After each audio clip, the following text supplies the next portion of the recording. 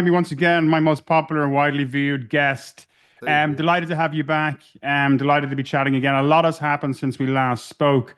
What I've done is I've been going through the comments and trying to understand what people want to know, what questions people have, what they would like to put to you directly, and what came out of our conversation. So I've put together a few ideas I think that can be very valuable and very interesting for people. And then there's a couple of other things we're going to jump into as well. So I think the first one that's jumping out. Okay, so this is a pattern or a trend that's repeating itself. Okay, it's the widespread use of the term narcissist in popular culture. Do you think it's helpful? Do you think it's misused? Do you think it's misunderstood?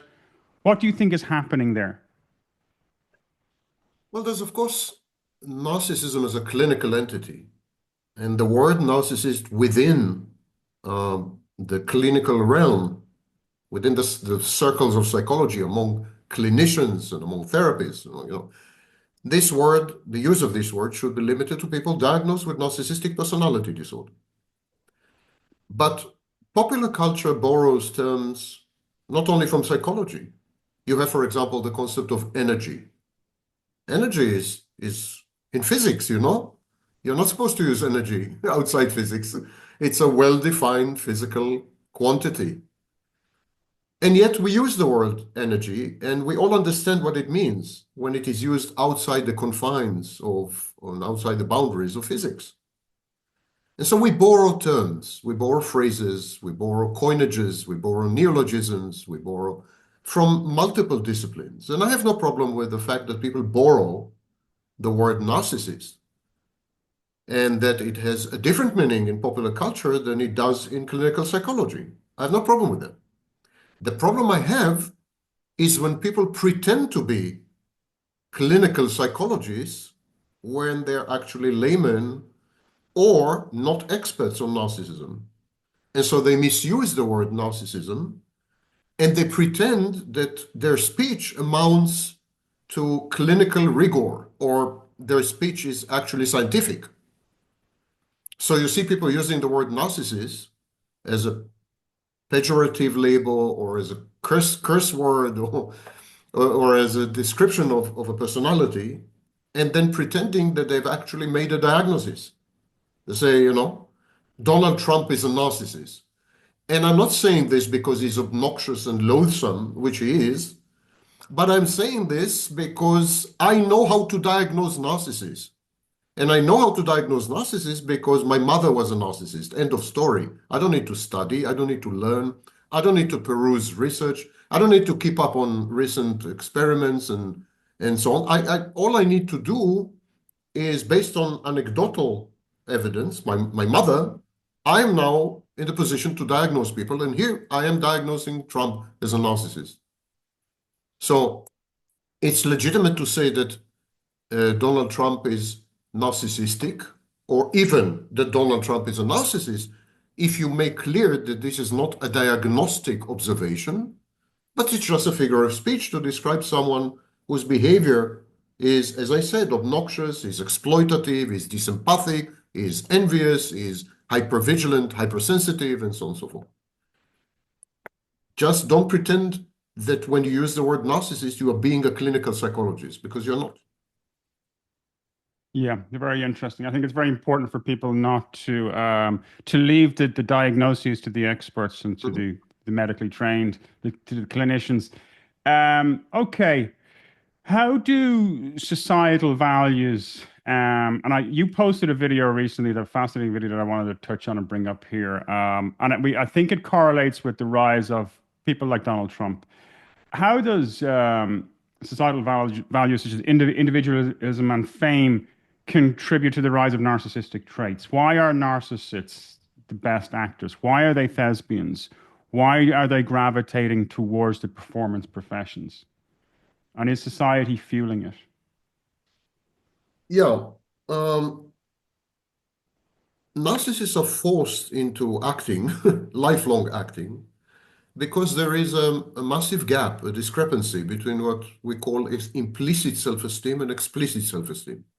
In other words, internally they feel inferior, or they are worried that they might be inferior. or they feel somehow vulnerable to attack and challenges and criticism and disagreement and so on. So that's internally. And yet they have to pretend that they're not. They have to pretend that they're superior, godlike, immaculate, perfection reified, that they're omnipotent and omniscient, and so on and so forth. So this discrepancy between how they really feel about themselves and their pretensions, their false self, the pretend act, the role playing, this gives rise to acting, actually. This is a great definition of acting. Yeah? So it gives rise to lifelong acting. And acting is the way they self-regulate. Whereas most people act in given circumstances. We have studies by Irving Goffman, the sociologist, by even going back to Jung, who came up with the concept of persona. So most people put on an act when they are in public, and they change masks all the time. People don't confuse the mask with who they are.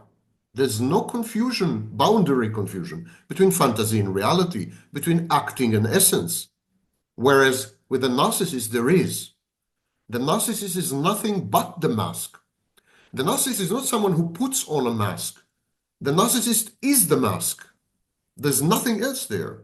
And so the narcissist firmly believes that the mask is real, that the false self is true, that the fantasy is reality, that people are deluded when they misperceive the fantasy as fantasy.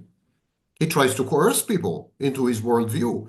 He tries to create a cult. It's a private religion, and it's a missionary religion in the sense that he tries to convert everyone to the faith. And the faith is, I am who I say that I am. I am the way I act. And there is nothing there except the acting. The script is life. The medium is the message, so to speak, you know? So, and so therefore you don't need to delve deep. You don't need to question me. You don't need to criticize me. You don't need to expose me. I'm not an imposter. I am what I say I am. Now, because a narcissist has magical thinking, everything he says must perforce be reality. So he believes that if he thinks about something, or if he wishes something to be true, or if he says something, or if he acts in a certain way, that defines reality. And that is magical thinking. Children have this. The child believes that if he thinks about something, or if he wishes something, it will come true. And that's the narcissist way of perceiving the world. So the narcissist acting is not premeditated, is not cunning or scheming, is not intended to deceive or manipulate or lure or bait, unlike the psychopath who does all these things. The narcissist acting is reflective of the fact that the narcissist is a huge black hole, is a void, is an emptiness, masquerading as an existence, an absence masquerading as a presence. And that therefore, what you see is truly what you get, ironically. Narcissists are authentic. They're authentic because their act is who they are, who they truly are, or who they truly are not, in effect. It's very difficult to wrap your head around this because we always have the assumption of agency. We say, if someone acts in a certain way, there is an agent who is acting in this way. There's moral agency. There is operational or functional agency. There's an executive. We always make this assumption, but it is untrue in the case of borderline personality disorder and narcissistic personality disorder. These, I would compare narcissists and borderlines to a smartphone. There's no agency in the smartphone. There's no executive in the smartphone. Smartphone is triggered completely from the outside, your finger. So this narcissist and the borderline are programmable devices activated from the outside. Admittedly, the situation with the borderline is much better because she still has a modicum of true self, some empathy, and access to positive emotions. So she's in a much better shape than the narcissist.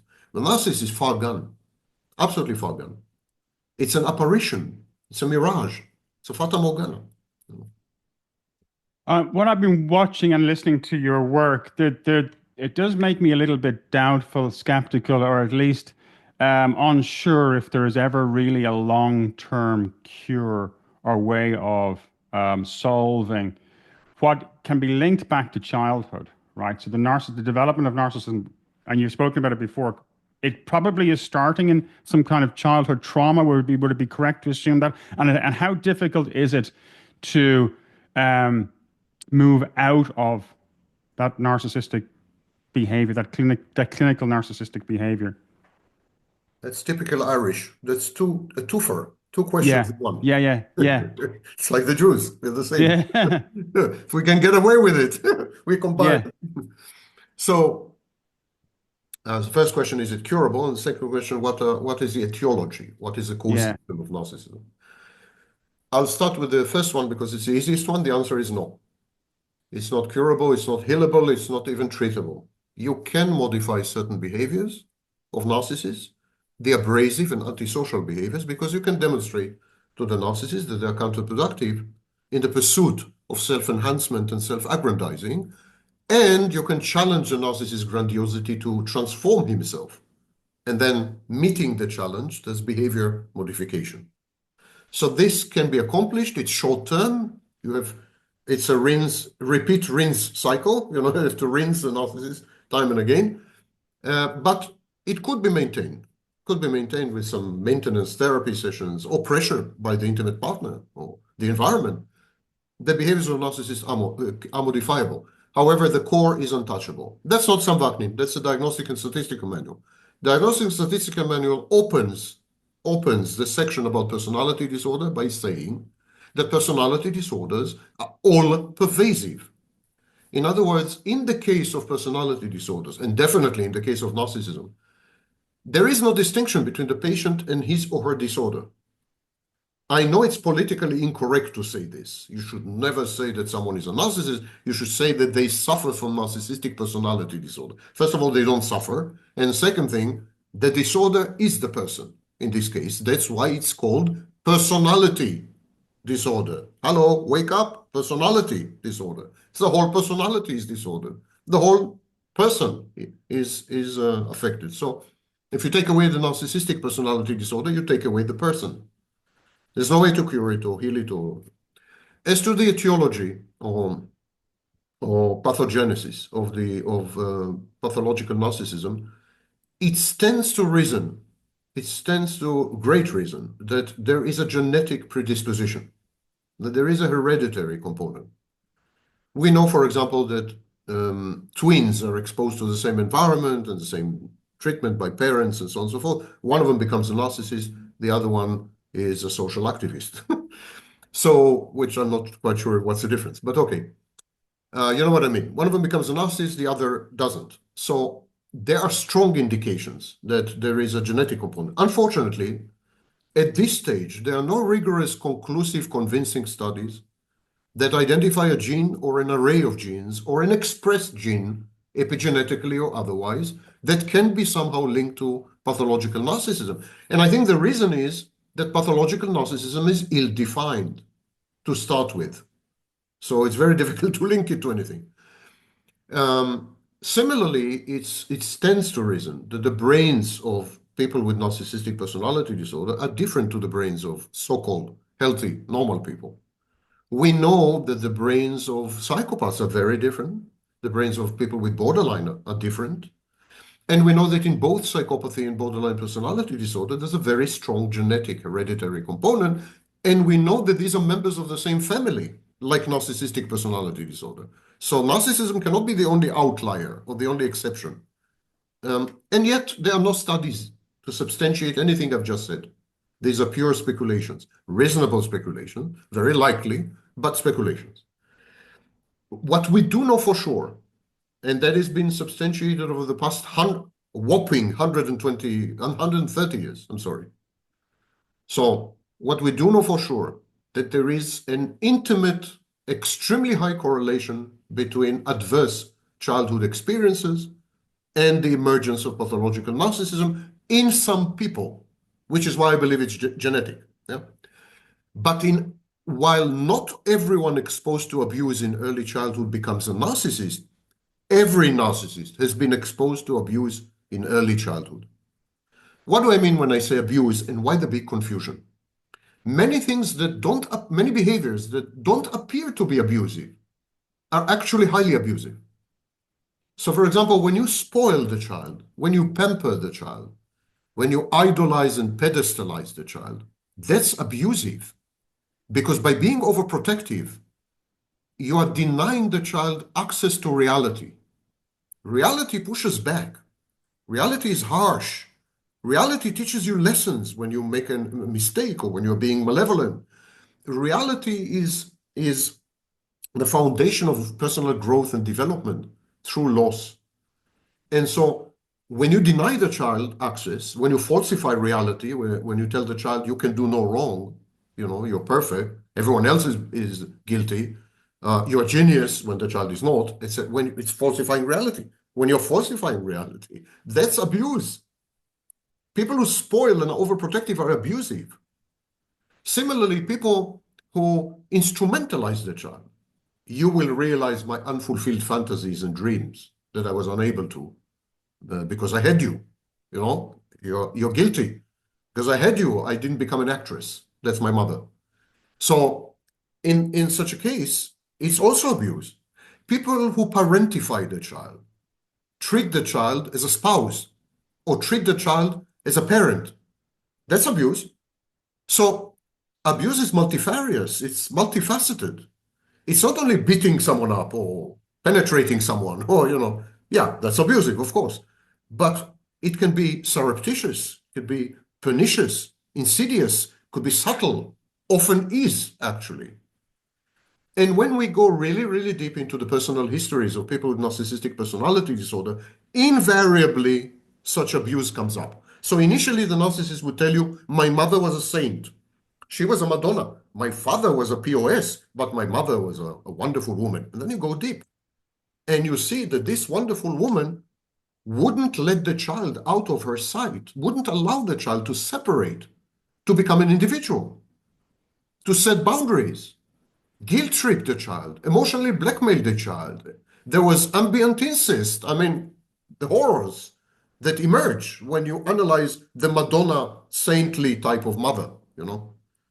So to summarize this very long answer to a very short question, the causation or etiology of narcissism is firmly grounded in bad parenting. Let's call it this way. Okay, not abuse, not trauma, bad parenting. It's firmly grounded in bad parenting and not yet grounded in a hereditary component or brain abnormalities, which I believe is a question of time and will be ultimately.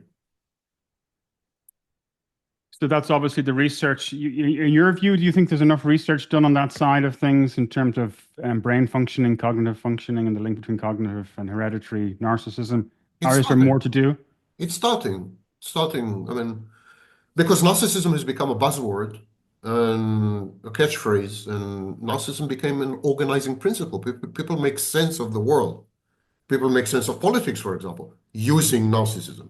Last night I watched a film, Renfield, and in the film Renfield there's Count Dracula, Nicolas Cage, who else, and Renfield. And the film openly states that Count Dracula is diagnosed as a narcissist and Renfield is a codependent. It's not my words, it's like in the film. So it's spreading, this way of interpreting reality, interpreting even old tales and old legends, and making sense of the world is spreading. So money follows. Money follows, and now there are budgets and so on and so forth, and we're starting to have some more serious studies. The problem is that serious studies are double blind. In other words, you need many, many participants divided into at least two groups and usually three. These are very complex. So not population studies, that would be a huge mistake, but clinical trials, I mean, like double blind studies. And that's very expensive. And the problem is you can't find narcissists who would willingly participate in these studies. So we're using proxies. We're using people with dark triad personalities, which are not narcissists. By the way, dark triad personalities are not narcissists. They are not psychopaths. Ignore the nonsense online. Yeah? So we're using proxies. That's bad. That's truly bad. And So there's this issue, there's money issue, because these are expensive trials. Brain abnormality should be easier to spot. But again, narcissists refuse to participate in such studies the way they refuse to attend therapy or go to clinics or whatever, because it implies indirectly that something is wrong with them, that they are freaks of some kind. And they don't accept this. Narcissists insist that not only are they not freakish or creepy, but they are the next stage in human evolution. They're actually a positive adaptation. They're not a maladaptation, they're a positive adaptation. And they have a cohort of academics who support them. Academics who say, yeah, narcissism and psychopathy are good for the human species. They're high-functioning narcissists. The best leaders are psychopaths. You have these, quite a few academics who jumped on the bandwagon, and now they're glamorizing and glorifying psychopathy and narcissism, totally ignorantly, by the way. Because the only sure thing about narcissism is that it ends badly for the narcissist and for everyone around the narcissist. Nothing else is sure.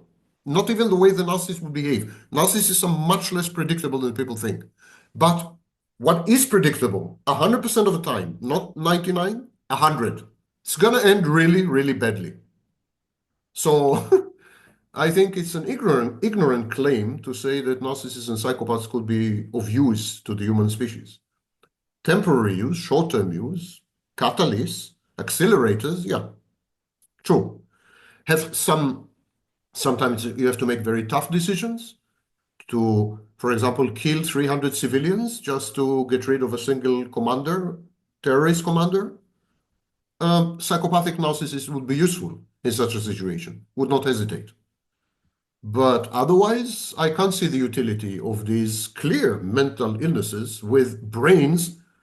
We're talking realities here, ontology, not, the brain of the psychopath is so massively different to the brain of a normal person. And the physiology of a psychopath is very different, by the way. That we might as well be talking about an aberration of some kind, a deviance of some kind in physiological terms, medical terms. Forget the psychology. I have very little regard for psychology. I have a very dim view of psychology. But so forget the psychology, the neuroscience. Neuroscience speaks. These people are among us, but they are not of us. I would even say that narcissists are closer to healthy or normal people than psychopaths in neuroscientific terms. In psychological terms, psychopaths are more normal than narcissists because psychopaths are like exaggerated caricatures of normal human beings. But when you go deep into the physiology and the brain, it's terrifying in a way. In a way, it's terrifying. What's wrong with these people? Where did they come from? It's really terrifying. One of the things you mentioned earlier, if we can take a little diversion, social activism, right? We're seeing a lot of social activism is obviously a vital component of public discussion and public debate, and it helps fuel public debate, and people have to be able to protest and voice their concerns and stand for and against something. What are you seeing from your side in terms of the expression of social activism as it relates to narcissism? In some cases, I do question how genuine is this activism? How concerned are they actually with the victims or those that are suffering? And are they more concerned with their own infamy? It's a very, very concerning question that can get everybody in a lot of trouble. But what I find over here, I tend to see the same faces at the same protests protesting multiple different issues. Well, that can't be an accident. That's intersectionality. Yeah. Justified by intersectionality. Look, when you live in a performative society, what Guy Debord called the society of the spectacle, then performance and spectacle are the core values, not anything else. When there's an overwhelming need to be seen, possibly because of the population explosion, there are too many of us, we need to stand out.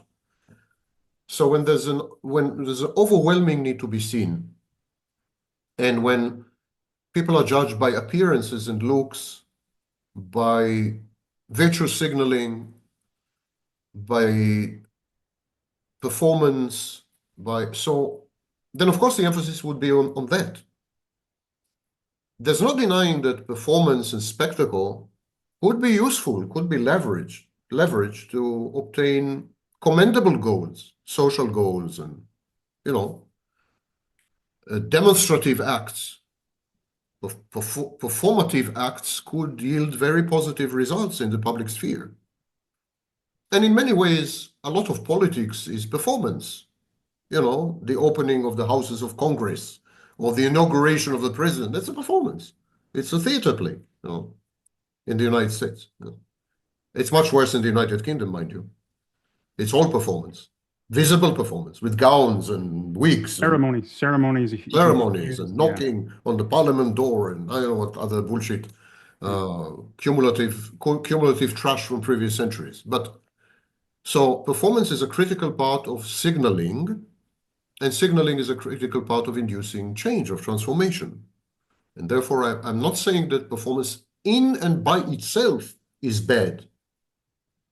But what I'm saying, when it becomes the core value, and when spectacle is how we judge efficacy, then we're in trouble.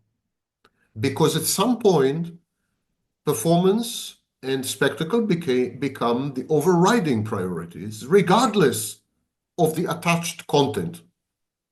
So then you would begin to act, and you will begin to perform, and you will begin to make a spectacle out of yourself, in principle, looking for reasons to do that. So you would gravitate and migrate among a panoply of causes, some of them real, but many of them utterly artificial and fictitious. It's like you're saying, I love to get attention. I love attention, Now, I can get attention by protesting the war in Gaza. Wonderful. That's a commendable thing, yeah? But the war in Gaza is going to end one day. How am I going to get attention then? Let me invent something. I don't know. Mistreating dogs in Manchester. So that'll be my next cause.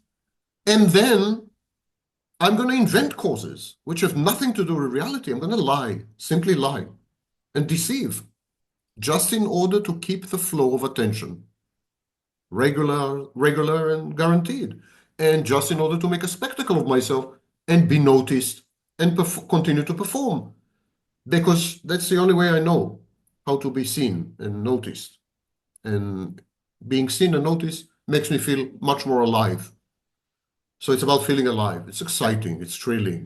There's a sense of community and belonging. There's an in-group and out-group.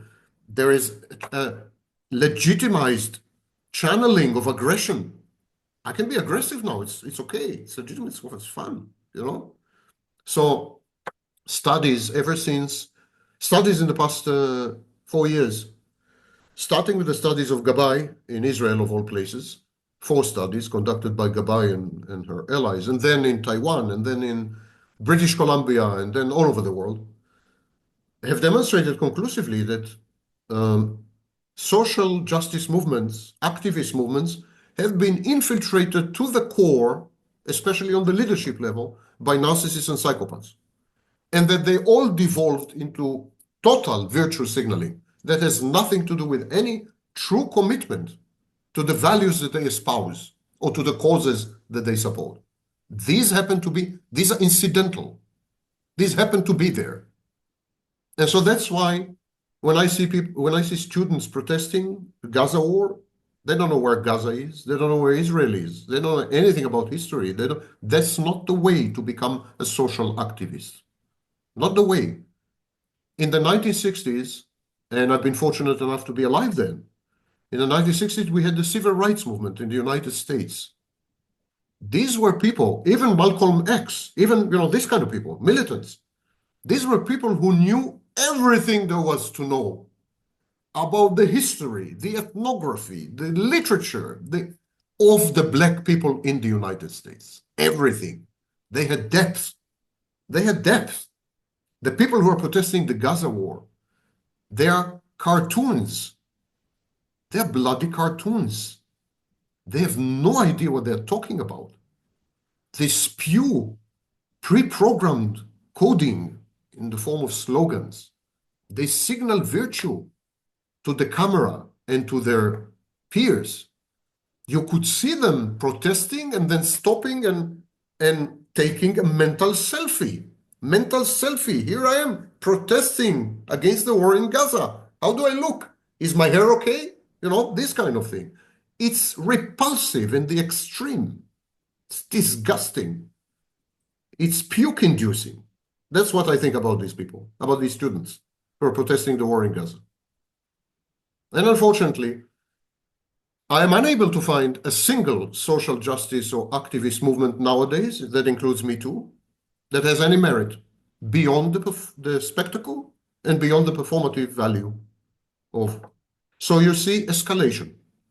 If your main motivation is to be noticed, to be seen, you need to stand out. And to stand out, you need to escalate, because the news cycle feeds on escalation. The social media feed on escalation. You need to escalate. And that's exactly what's happening. That's what happened with the Me Too movement. The Me Too movement started off as a laudable, commendable movement to hold powerful men to account within highly specific industries, by the way. Initially, the entertainment industry. And then now it metastasized. It's an utterly cancerous movement, attacking randomly thousands of men all over the world. It's a man-hating movement. It's performative. It's a spectacle. It's a show. And the attacks are less and less and less founded, more and more and more harebrained. It borders on insanity. And it contaminated and co-opted the justice system, where there are many women, may I remind you. And so the justice system is compromised. Rules of due process and protections and evidence rules, procedural rules, are all utterly compromised when it comes to the core messages of the Me Too movement, sexual assault and so on. And that's because the movement itself now is tyrannical. Kamala Harris lost the elections in the United States because it was a choice between a personality cult and a tyrannical ideology. Not much of a choice, mind you. But people decided that a tyrannical ideology is far more dangerous than a single individual who probably will be dead within the next 5 years. You know, they made a rational choice, I'm sorry to say. Because the real fascism is in these movements. Me Too is an utterly totalitarian fascistic movement. Utterly. Just to clarify, and we both agree, it was founded and did come about due to a genuine need for change within society. Absolutely. They all start with real causes and genuine grievances and concerns. Absolutely. You have to build on something. Yeah. The narcissists and psychopaths are attracted to the exposure, but there's no exposure if the core process is not real. So you start with a real grievance, a real asymmetry, a real power asymmetry, but then it takes a life of its own, because the attention corrupts. It's like power corrupts, attention corrupts and attracts these kind of people.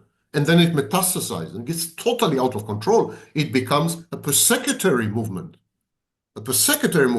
a witch hunt in the worst sense of the word, the Salem trials, you know. In the case of Me Too, the victims are men. In the case of other movements, the victims are others. For example, white males. You know, the Black Lives Matter movement was a really, it had merit. Blacks are really discriminated against in the United States on various levels, definitely by the police. Their lives are at risk. The police overwhelmingly hunts down and kills black men, especially. These are facts. So of course it's a justified grievance and needs to be tackled, but it went harebrained. It went out of control completely. It became a pernicious, virulent victimhood movement, highly violent and aggressive, at least verbally. And there's a recent movie by Matt Walsh about... Am I a racist? Sorry? Am I racist? Yes. Yeah. I mean, just watch it. I'm not let it be clear, in my convictions and beliefs, I'm much more left than right. But he has a point, the guy. The guy has a point. I mean, you see the most terrifying things in this film. Activists who claim that Republicans are Nazis and should be eliminated. I mean, the most. So this is the escalation. When you charge $50,000 per dinner, you have to provide entertainment. It's no longer about discourse, transformation, agenda. It's about entertainment. And this is what Donald Trump is, a great entertainer. He's a great entertainer. That's what he provides. Destroying Washington is a spectacle of all time, worthy of Hollywood, you know? You mentioned I'm reading. Am I Racist is on my list, but I'm reading a book by Richard Reeves called Of Boys and Men, right? And he taps into exactly what you're talking about, the discrimination young black males in the United States face, and it's out of control. Thankfully, there are societies and institutions like Richard Reeves Society who are looking into it and working to address it. So that is, for me, that's a positive expression of activism. That's how you do it. He's on every news station, every channel you can see talking about these issues. He's writing books about it. He's sourcing funding about it. But it is it's an engaging, smart, grown-up, caring way to do it. You mentioned something there I wanted to chat to you about. And it's the link between. But before I want to chat to you about aggression, violence, and the link between aggression, violence, and narcissism. But before we get there, I wanted to ask you also, in a very Irish way, 10 different points at the same time. Trump and the White House and this alliance between Trump and Elon Musk, right? Is there anything that has jumped out to you there? Anything that you're thinking about? Do you find it unusual? Do you find it makes sense? What's going on there, do you think? You know what is Donald Trump? Donald Trump's merit, the only good point in Donald Trump is that he took away the veneer, he took away the pretension, he took away the lies, and he left the viscera, he left the intestines of everything exposed, you know. Plutocracy has been in the making for decades, definitely in the United States, but not only in the United Kingdom, of course. Rupert Murdoch, and so on. Billionaires have been in control of the political process at least since the 1960s, even in France. So money controls the political process. Politicians are not helpless, they're not puppets, that's a conspiracy theory, but they collude with money, of course, to further their agendas. Where the agendas coincide, there's a lot of money. Where they don't coincide, money goes away. The politician loses the elections. End of story. So plutocracy is nothing new. Oligarchy is nothing new. But exactly like in Russia, what Donald Trump is doing is rendering it overt. He's not doing anything new. There's nothing new Donald Trump is doing. Not a single thing. I can show you a precedent for everything he's saying, everything he's doing. There's nothing new about this guy. He's just being honest about it, open about it. He displays it because he's a narcissist. Narcissists display. Narcissists are actors. It's a theater play. So the spectacle is much more important than anything else. He makes a spectacle out of it. I told you, he's going to blow up Washington as the finale of a great Hollywood movie. It's a Hollywood movie as far as Donald Trump is concerned.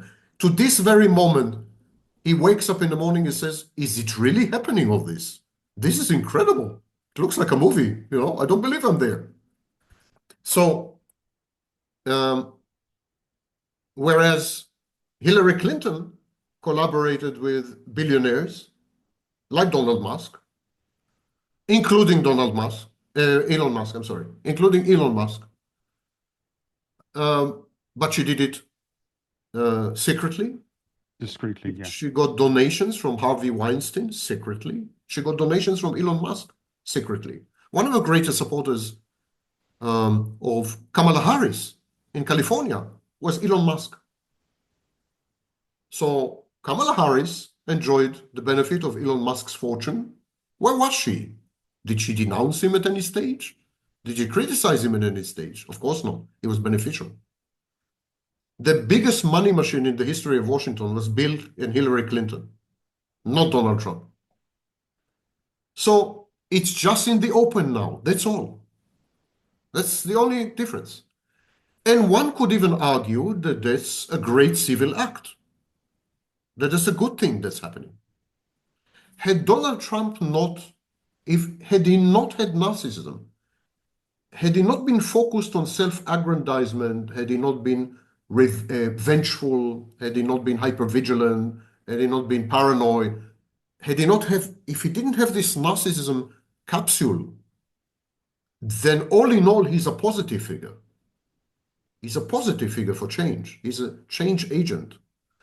And sometimes the only way to induce change, for example, Andrew Jackson, another president of the United States, the only way to induce change is to be a savage. The noble savage, hopefully, but a savage, an elephant, rearranging the china in the furniture. The only way sometimes.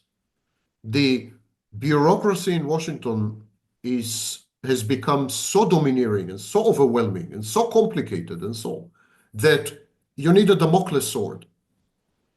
It's the only way. You need a Gordian knot. You need to treat it as a Gordian knot. You need to cut it with a sword. I wanted to say that it is a Damocles sword over the American nation, and you need to cut it with a sword. Damocles is the metaphor, yeah, sort of Damocles, yeah. So, and this is, I think, what he's doing. I think this is what he's doing, and in this sense, I think it's a welcome thing, a welcome change. Unfortunately, at some point, he's going to appropriate all this, and then he's going to identify the state with himself, l'état c'est moi. He's going to identify the state with himself, and then it's going to devolve into dictatorship. Of that, I'm equally sure.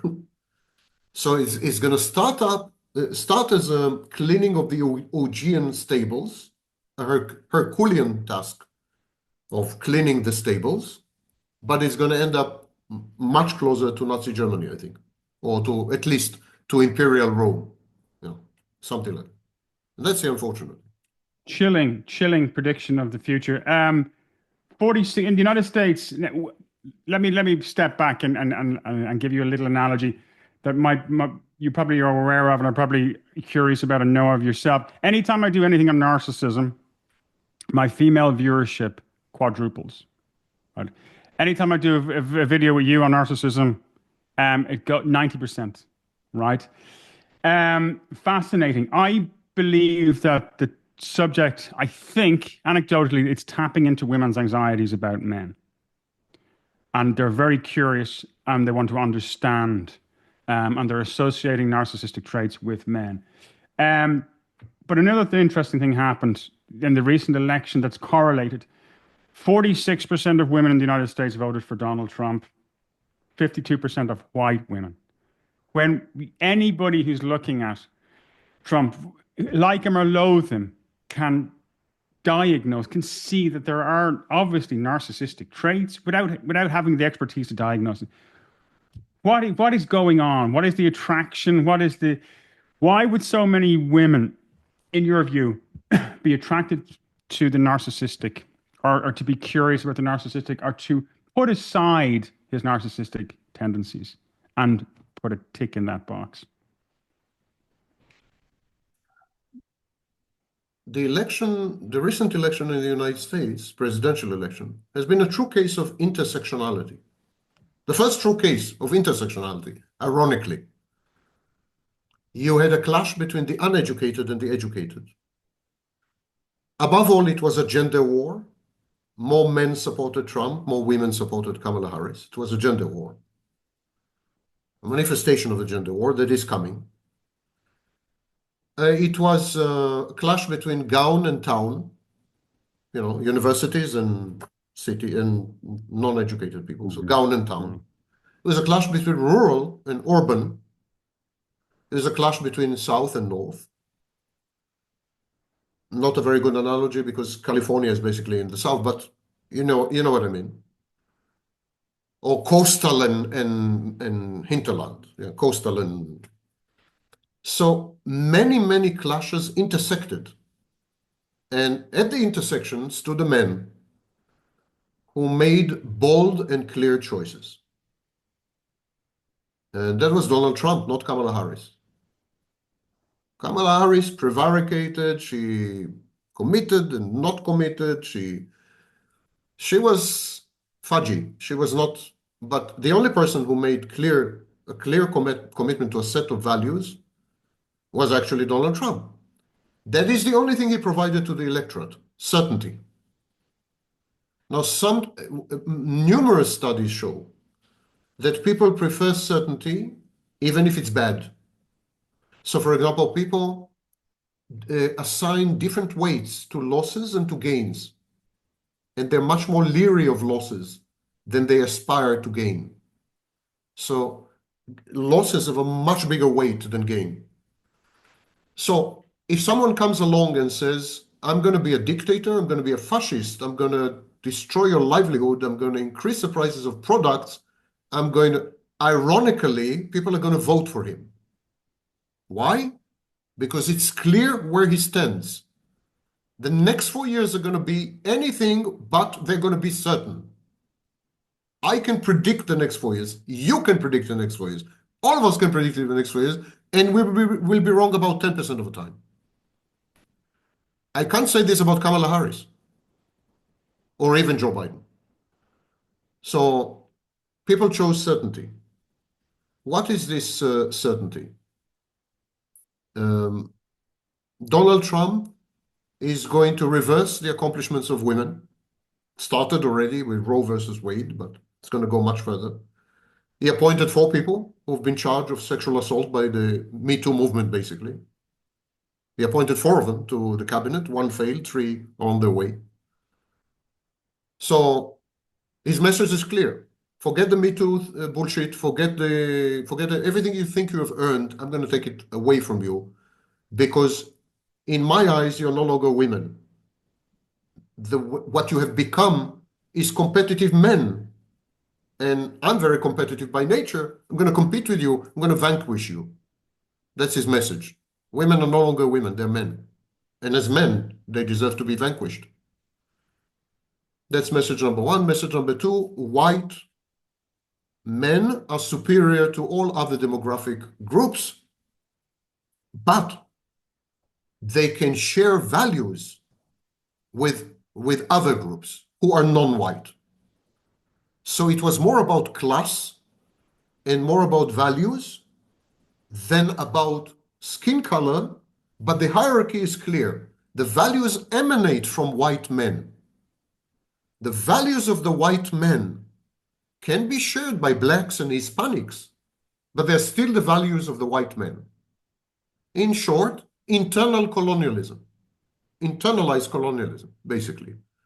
If you read literature in the 19th century, Rudyard Kipling's The Burden, the White Man's Burden, colonialism was not about subjugating indigenous people and stealing their resources. It was also about that. But the main values, the main value system or belief system of colonialism was that they're going to elevate indigenous people to the level of the white man. It was about elevation. It was a missionary movement. Colonialism was a missionary movement. And recent studies have demonstrated that colonialist powers have lost much more money than they've made over colonial possessions. Much more was expended on colonial possessions than ever gained from them. But they believe that they are rendering the Indians much better and rendering the Africans much better. They're making them white. They're bleaching them. And this is the belief of Donald Trump. He's going to co-opt the black population, the Hispanic population. He's going to make them white. Make America white again, So it's internalized colonialism. That's the second message, I think. The third message is something has gone awry with the American experiment. The American experiment was a decentralized if you wish, crowdsource, or like crypto assets, a decentralized blockchain experiment at politics. You had a very weak federal center and very strong states. That's how it started. And it was never a participatory democracy. It was a representative democracy. And through the Electoral College and so on and so forth, the elites maintain control over the process so that democracy doesn't become a mob rule. All Donald Trump wants to do is go back there. That's all he wants to do. He wants to demolish the federal center, which had metastasized and devoured everything in America. Today, about 36% of the GDP of the United States is consumed by the federal government. About 11% of GDP goes to pay debt accrued by the federal government. About 40% of GDP goes to pay social benefit programs, which were invented by the federal government and are resisted by many states. So something is wrong here.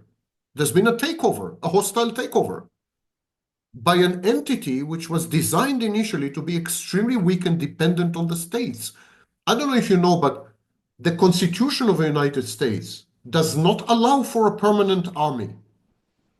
When you need an army as the United States, you need to ask the states to send you soldiers. That's how it was designed. The American government was not allowed to borrow money. Was not initially. After that, Congress gave them very limited, like drips of possibility to borrow money. And even then, it was money borrowed to pay money borrowed.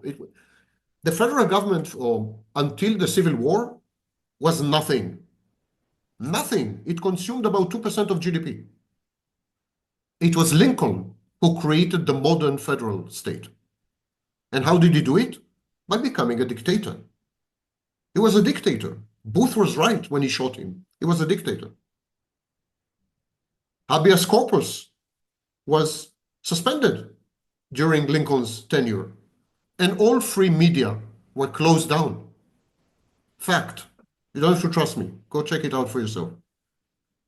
So, a dictator converted the United States into what it is today. And then a second dictator came along, Roosevelt, who was elected 4 times to the presidency and who imposed on America the New Deal, which was massively opposed by the elites and by the states.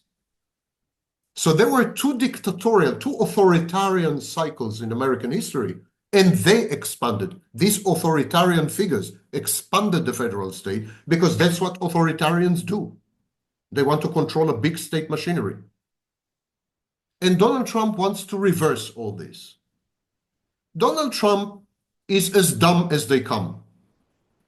He is a stupid narcissist. He's self-aggrandized. I agree to all this. But his basic instinct might not be that wrong. It's the wrong man for the job, but the job is right. Unfortunately, it's the wrong man for the right job. And the job is to go back to basics, to go back to the roots. This used to be a confederation, in effect, not a federation. And he just wants to go back there. So he's going to eliminate as much of the government as he can, federal government. He's going to give big power to the states. He's going to limit the power of the Supreme Court, which the Supreme Court has already done with the immunity of the president and so on and so forth. And he's going to basically, let people breathe.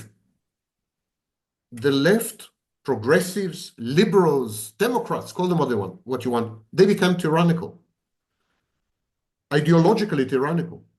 People were punished, penalized if they disagreed. The famous cancel culture and so on. It is a liberation movement. Like all liberation movements, it's bound to end up as an authoritarian, dictatorial movement. But it is a liberation movement, make no mistake about it. And So many things intersect that have not intersected in the War of Independence. As I mentioned, men and women, rural city, gown and town. I mean, so many things intersected. There is a severely intellectually challenged Congresswoman, Marjorie Taylor Greene, and she suggested that a divorce might be needed. That there's a part of the United States that is so opposed to the core values of the United States that it should secede or separate amicably. She's not talking about civil war, but perhaps it's time to call it a day, you know? They've grown apart, simply grown apart. Professors in the UK, American professors in the UK, one in specific, has made that recommendation also. Now, she was talking just after the Trump's win, but it's not just the intellectually challenged that are suggesting it. Yes. Even this intellectually challenged person has suggested it in 2001. I wrote an article in 2001, immediately after the 9/11 attacks, and I said that I think it's time for the United States to separate amicably. Otherwise, it will end up in civil war. So that was written in 2001, published in 2001, multiple places. Consolidation is the way you grow power. By devolving, you would be limiting or reducing power. So I can't see any possibility of it happening in any meaningful way. No. Donald Trump is not after power. That's a common mistake, by the way. No criticism implied, because you're not a psychologist, so I cannot, you know. But any psychologist would tell you, psychopaths are after power. Narcissists couldn't care less. They're not after power. They're after adulation and attention. Attention could be negative attention, but attention. They're after attention. They don't care about power at all. Narcissists don't even care about money. They don't care about sex. Anything that can yield or lead to narcissistic supply, anything that can engender and generate attention is, of course, welcome and pursued. But the main thing is attention. If what would bring him attention is the devolution of the United States, he would do that. If he would garner a lot of attention as the great reformer, the person who took the United States back to its authentic roots, and that would be his claim to fame and glory, he would do that in a heartbeat. It's almost more chilling, Sam. It's almost more chilling, this addiction to attention, because you are capable of almost anything. Anything. Yes. And it could go anywhere. At least with the psychopath, there may be some kind of rationality baked in. Persistence, predictability, and consistency with the psychopath. True. With the narcissist, there's none. That's why Donald Trump changes his positions every year, basically. TikTok was very bad last year. TikTok is very good this year. Electric vehicles were horrible last year, meaningless. And this year, they're all the rage. He changes his positions like last year, 4 years ago, he negotiated a trade agreement with Mexico and Canada. Now he's threatening to undo it. There's no consistency. There's no predictability. There's no goal orientation. Narcissists are not goal oriented. Psychopaths are. So, had he been a psychopath, I would have told you definitely. He's going to actually demolish the states and concentrate all the power in his hands, the way Hitler did in Germany, when he took away the power of the states in Germany. Yes, but he's not. He's a clown. He wants attention. That's all. He's a performer. He's an entertainer. Whatever grabs him attention, he will do. Dismantling NATO, attacking Russia. I mean, whatever gets it done, whatever Abrahamic Accords, wonderful. It's whatever guarantees his place in history in his own mind as it translates into headlines. So we call it headline intelligence. So headline. He's more focused on headlines than on the core. And so no, it's not contradictory at all. If dismantling the United States would guarantee him an inordinate amount of attention for the next 1,000 years, he would dismantle the United States tomorrow. Tomorrow. What about violence? Is violence on the table? Um, Violence, and I've heard you speak about this before, would be instrumentalized by the psychopath. It would be used as an instrument to achieve a greater goal. But what would, in terms of the narcissist, what are we looking at? I mean, would it be, is it an instrumentalization or what's going on? I'm wondering what. Narcissists externalize aggression. This is called externalized aggression. Narcissists externalize aggression only when they are resisted in a way that challenges their self-view or self-concept as godlike or perfect. So you could resist a narcissist, you could criticize and disagree with a narcissist as long as it doesn't challenge his self-perception and self-image, the narrative that the narcissist has constructed, counterfactual narrative, as fantastic, inflated, this fantastic inflated entity that is perfect, that is impeccable. So if you don't challenge that, the narcissist would not become aggressive. But if you challenge a narcissist in a way that humiliates him or shames him or exposes him for what he is, or somehow puts him down or changes his relative positioning within a group or this kind of thing, narcissists do externalize aggression, and clinically they become primary psychopaths for a while. For a while, they can become primary psychopaths. Many people say that Trump decided to compete for the presidency in 2016 after he has been humiliated by Barack Obama in the, so, and I wouldn't be surprised at all if this were the case. It was every year they have a meeting of all the writers, newspaper men and women Yeah. of the United States, and and the president speaks, and it's meant to be a roasting. It's meant to be fun, but you can draw a direct line back to that night and that Yes. humiliation, and which of course leads to shame. Let's touch on that because you could argue that that night and that humiliating event changed the United States forever. Yes. It set Trump on a path that Yeah, ultimately led to but success. don't forget how unlikely a candidate he was at the time. No one believed that he would win anything, like not even a primary. I remember people saying it's likely to get 2% of a vote, 3% of a vote. Because he was a billionaire, he was already bankrupt, God knows how many times, divorced, with a lot of scandals. People said it's not the kind of profile, but he's genius, and he's an intuitive genius. Little doubt about this. His genius was to realize that politics is just another form of entertainment. And whereas he knew very little about politics, and even less about governance, he knew everything there is to know about entertainment. And he had a precedent, Ronald Reagan and Schwarzenegger. It became the age of entertainment. The 21st century in the United States became the age of entertainment, starting with Reagan at the end of the 20th century, then Schwarzenegger, then Donald Trump. People confuse reality and fantasy, which is a common feature of narcissism. As people become more and more narcissistic, they're unable to tell the boundary between what's real and what's imaginary. And so for them, an entertainer, someone who plays the role of a president, can become a president because why not? He's already a president. And that's Zelensky in Ukraine. Zelensky played the role of the president for 5 years in Ukraine in a television series. So people saw no problem to continue the television series in real life. And he became a president. It's beginning to spread all over the world. It's spreading. Imran Khan in India, in Pakistan, I'm sorry, Imran Khan. So we're beginning to see celebrities occupying political positions of power. This was never the case.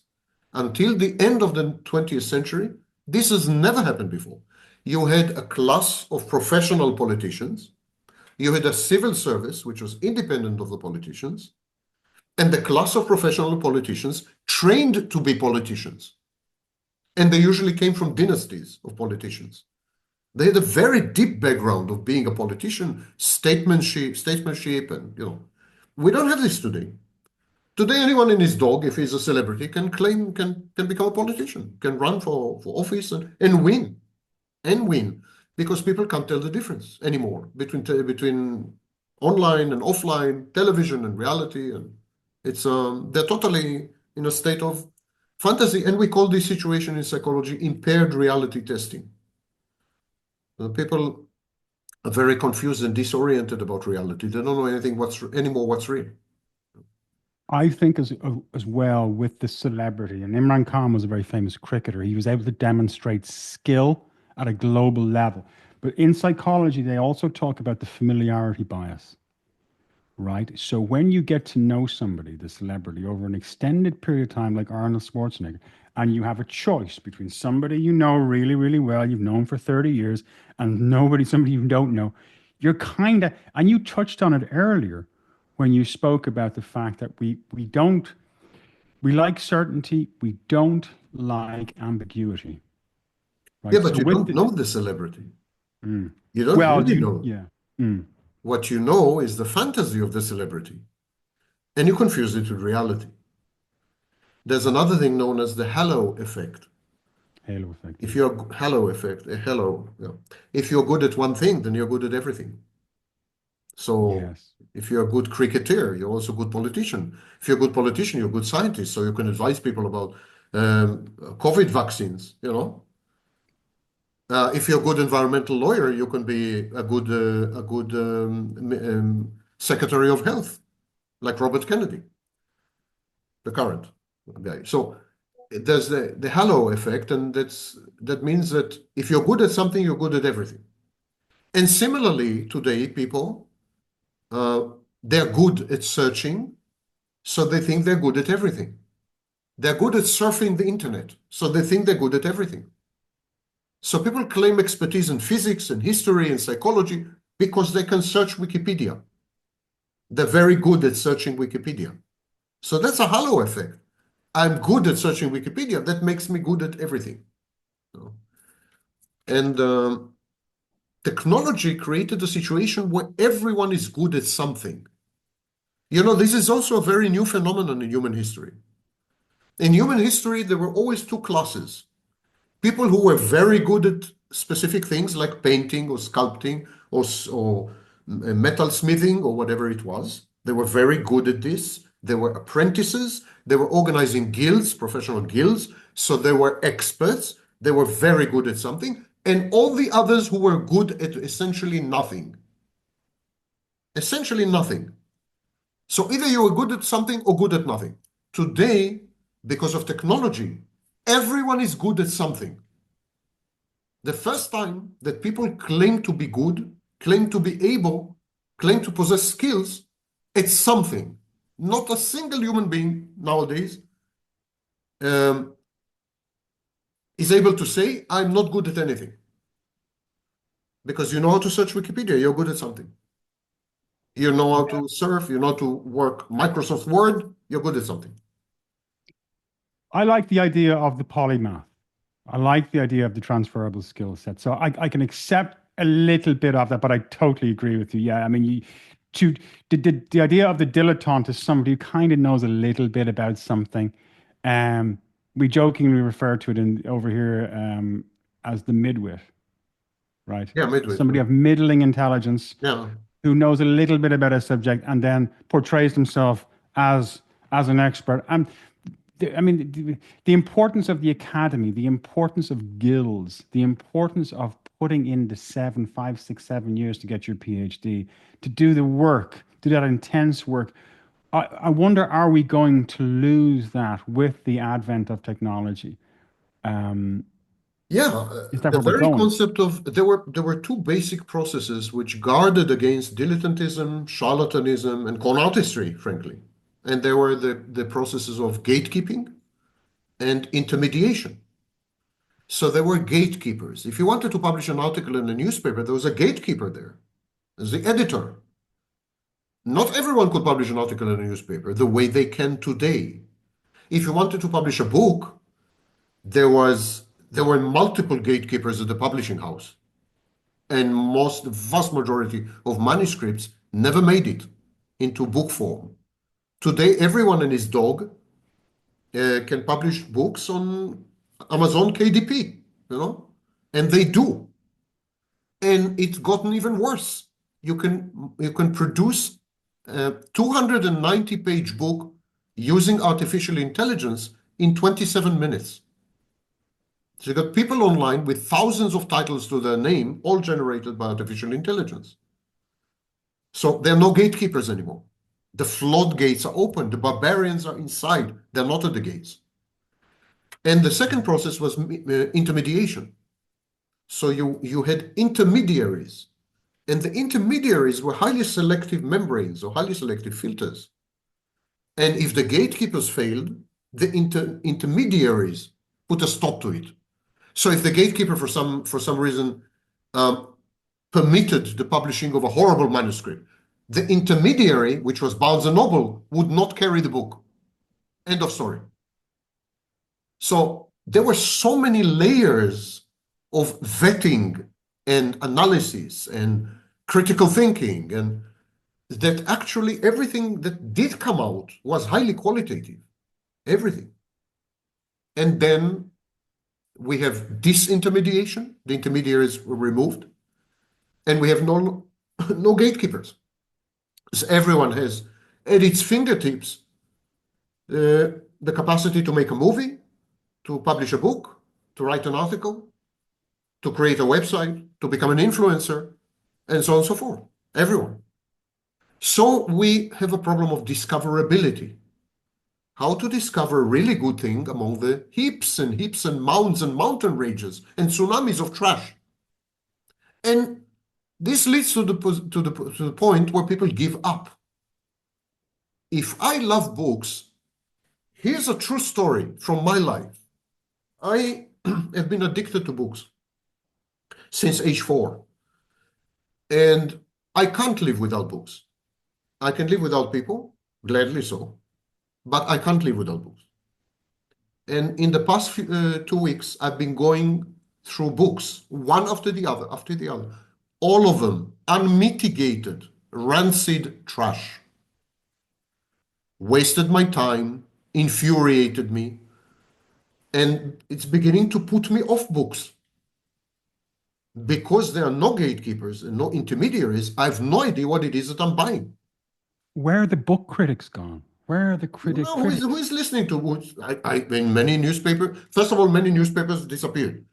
And in those that survived, they've eliminated the positions of book critic, film critic, and so on, because these have been replaced by reviews. Ideologues, though, but ideologues have taken over those positions as well.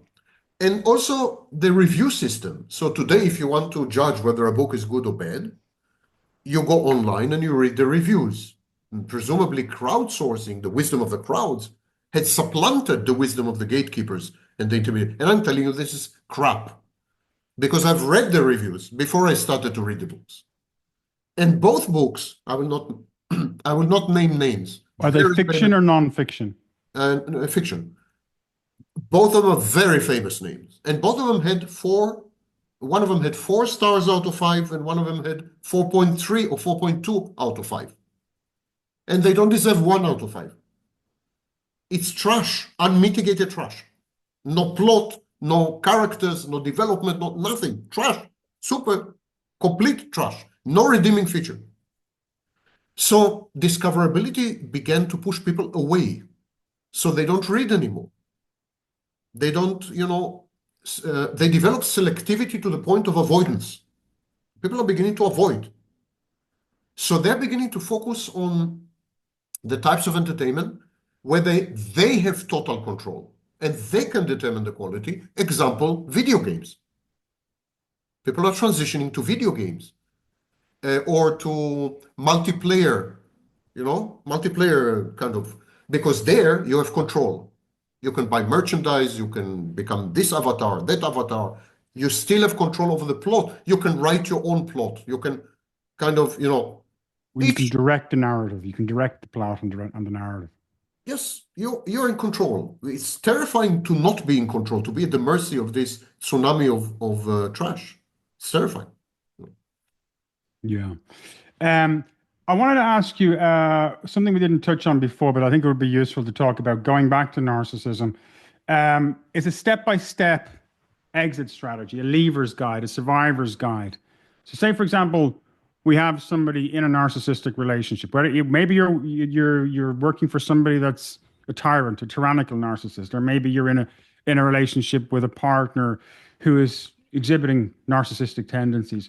What is the step-by-step exit strategy? What's the leaver's guide? What does that look like? If you have reached the incontrovertible conclusion that the person is a narcissist, then do not attempt to reform the person, reason with the person, negotiate with the person, compromise with that person, somehow reach a modus vivendi or modus operandi. None of it will work. There's no learning process in narcissism, and it's likely to trigger aggression. So do not attempt with a narcissist anything that you would normally do with, a healthy person. Number one. Number two, be paranoid. Be extremely paranoid. Everything you do, keep secret. Make sure that there's no access to your devices or no way of finding out what it is that you're planning to do. Wait to the very last second, act, and vanish. You will be accused of betrayal. There's no bigger betrayal than narcissism. You've been betrayed all the time. So don't worry about it. You're evening the scores in the worst case. Keep it secret to the last second. When you act decisively. Don't hesitate. Don't leave hostages behind. Don't compromise. Don't spread it out. Don't create scare. Act. Act totally. Act totally so that all the bridges are burned. There's no way back and no way to you. When you burn the bridge, you can't go back to the narcissist. But even much more importantly, the narcissist cannot get to you. And so this is the third advice. The fourth piece of advice is that if you have to communicate with the narcissist, and very often you don't actually. People tell me, but she's my mother, so what? But that's my son, so what? So if you have to communicate, if you choose, let me be more clear. If you choose to communicate with the narcissist, do it through intermediaries, like accountants, like lawyers. Why? Because they keep a trail of evidence. This is a benefit of deterrence. It deters the narcissist on the one hand, and it's useful in court in due time if necessary. So act through intermediaries. If you have children with a narcissist, you're co-parenting or something, do it through intermediaries. Even this, do through intermediaries. Get an app. There are apps nowadays for co-parenting and so on. Do everything through the app. That's also a kind of intermediary. Avoid direct communication and direct contact. Anything you say will be, I'm not saying can be used, but will be used against you in due time, in some setting, with someone, totally unexpectedly. This is warfare. And the narcissist is not a fair trade warrior. So these, I would say, are the four pillars of how to extricate yourself from a relationship with the narcissist. The fifth pillar, and the last one, is work on yourself, because you're going to grieve, you're going to miss the narcissist. There are cognitive biases where we remember only the good things and we forget the bad things. You have to work on yourself. You have to get rid of the narcissist voice in your head, the introject. You have to rediscover who you are, because the narcissist took your identity away. You have to grow up, because under the narcissist's wings and in his presence, you were a child. You were infantilized. You have to grow up again, and you have to separate from the narcissist, in your mind at least, and become an individual. There's a lot of work to be done in the wake of a relationship with the narcissist. A lot. And it amounts to the reconstruction of you, reconstruction of yourself, because you have been demolished. And so, you have to rebuild a lot. There's a lot of rebuilding. What do narcissists look for in partners? There is a myth that narcissists seek partners that aggrandize them or self-enhance. The clinical term is self-enhance. So they seek partners that help them to self-enhance. So they would seek trophy wives and super gorgeous, super drop-dead gorgeous women or men or whatever. That's a myth. That's myth number one. Myth number two, that narcissists seek kind, empathetic, nice people. These are myths. Let's start with myth number one. Some narcissists are looking for trophy spouses or trophy girlfriends or boyfriends or whatever. The trophy could be looks, the trophy could be intelligence, trophy could be accomplishments, trophy could be wealth and possessions, any kind of trophy. Some narcissists do, but it's not because of the partner, not because of the qualities and traits and possessions of the partner. It's because it's a form of narcissistic supply. They display the partner, they exhibit the partner, and they harvest the admiration and adulation of other people. It's like garnering narcissistic supply by proxy, vicariously. But the vast majority of narcissists actually couldn't care less how the partner looks, or whether she's intelligent, or what are her traits or accomplishments. They couldn't care less. They care even less whether the partner is nice or kind or empathetic. The narcissist wouldn't recognize empathy if it fell on his head. He couldn't care less about these issues. Narcissists care about four things, basically. And I call them the four S's. S, like the letter S. So you have sex, supply, narcissistic or sadistic. You have safety or stability, and you have services. Now, if you provide the narcissist with any two of the four, you're in, and he's unlikely to let go of you or devalue you or discard you. So if you provide the narcissist with sex and services, great, that's the best combination. But if you provide him with services and stability, that's also enough. Even if you're completely not into sex with him and refuse to have sex with him, but you're there for him, you're present, you're servile, you're submissive, you're subservient, and you serve his needs, cater to his needs, that's enough. If you're stable and provide him with sex, so any combination of two is enough to keep the narcissist in your life. And when we come to narcissistic supply and sadistic supply, it could be active, so adulating the narcissist, admiring him, telling him how great he is, supporting his fantasies, and telling him that he is realistic, and so on. But it could be passive. So this is where the trophy wife comes in. If you are drop dead gorgeous, that is passive supply. Narcissist, So, but these are the core demands of and expectations of the narcissist. So if you are plump and short and hairy and stupid, but you provide him with sex, supply, services, and or you're there for him all the time, regardless of what he does to you.